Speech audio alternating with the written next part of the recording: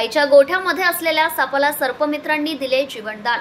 हुडी हेगडी शिवारातील एका गायीच्या गोठ्यामध्ये साप असल्याची माहिती शेतकरी बंधू दादाराव मंदाडे यांनी MH29 helping hands in natural club Yavatmal शाखा पुसदचे सर्पमित्र अभिषेक हर्सुलकर यांना दिली।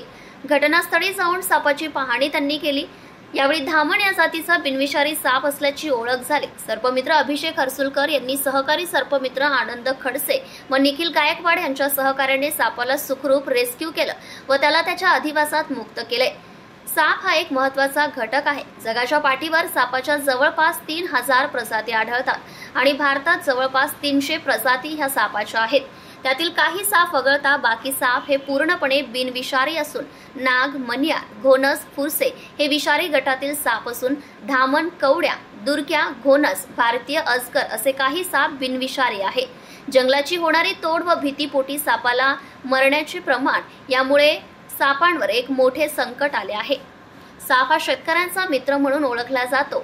शेताची नासधूस करणारे उंदीर हे सापाचे मुख्य अन्न असून सापांमुळे शेतकऱ्यांना याचा मोठा फायदा होतो।